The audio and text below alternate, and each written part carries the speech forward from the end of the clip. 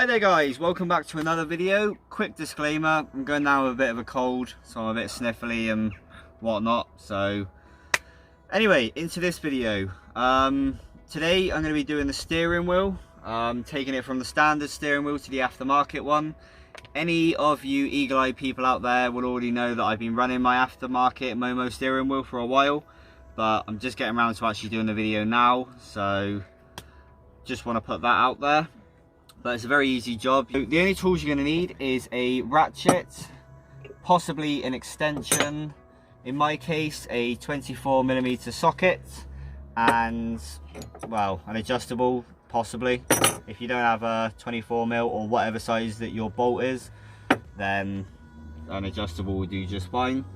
And if like me you run a quick release or whatever reason, you might need Allen keys and stuff.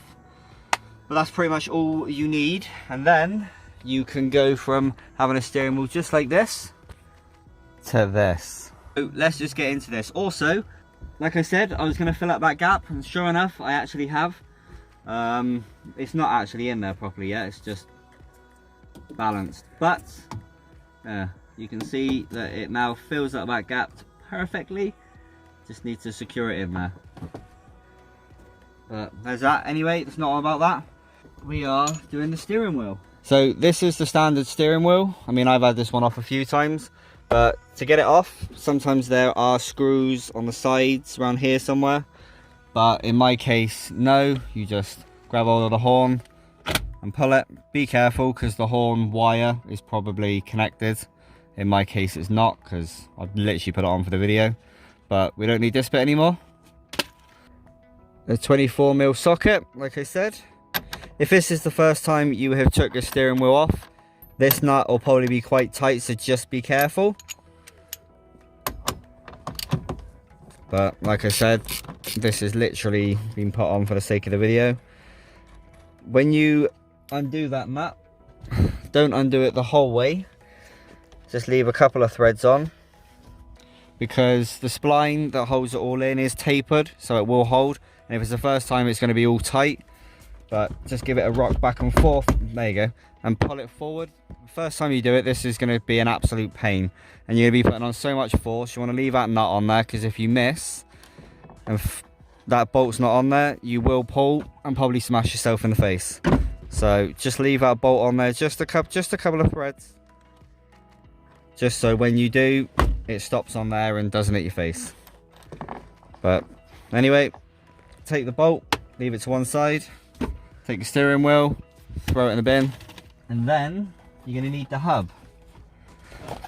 I went and bought this hub. As you can see, it's still in the box.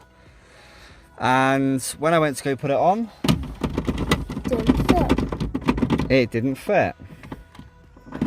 Because that spline there is about twice the size of the spline of the van. So yeah, I don't know if any guys are interested in this. I mean, you can have it. It's just set collecting dust. I won't throw that. So I went out and bought a VW T4 Pacific. Oh yeah, I have got tape on it, because I already have my steering wheel perfectly aligned. So I can just match it all up again. As you can see, I've got a little line on it. Corresponding lines on there. But I bought a Pacific, I think this was like 30 quid for this, for a VW T4 one. And I'll take that off. This fits perfectly. Perfect. Even my line bit is lined up. And then you just get the nut, put that back on, tighten it up. You don't need to go mental tighten this up. I mean, that's more than enough, because the splines and the taper will hold it in enough. That's just there just to make sure it doesn't come off. But then that's done. You now have a couple of options. You can either bolt your steering wheel straight to it, or you get a quick release and then you bolt that to it. The other side of that goes to the back of your steering wheel. That's obviously completely up to you. But if you can see, there are two different bolt patterns here. There's 6 bolts each, and different manufacturers, I guess, make it a different bolt pattern, I presume. I've gone for this Momo, sort of quite an old Momo steering wheel. It was actually donated to me from a friend of mine, actually. It was his dad's, never used it, so he gave it to me. Just find out what your bolt pattern is. Mine are these almost rounded out ones, because they are rounded out when I got it. These are supposed to be threaded holes. They're not, so I've had to use nut and bolts on mine. And then all you would do is you would use the hardware to go through into the threaded holes, find out what is straight. You should have locked the steering wheel at the beginning. I don't know if I actually said that, but at the beginning, before you take the old steering wheel, make sure that the steering wheel is actually locked, because it makes life a lot easier. And then if you are straight forward, just make sure you put your steering wheel at a straightforward position, put your screws through, and you're done. But like I said, mine are actually cross-threaded and wrecked from brand new. And because I couldn't be bothered to send it back and get another one, I just made it work. So I got a quick release. Now this bit here is what connects to here. I think, if I'm not mistaken, it goes about there. Is I've been putting like a screw all the way through. That's not going to do it. And then I put a bolt the other side of it, and I've been bolting this in. And then I used the because the hardware they sent me just wasn't working and it was all wrecked.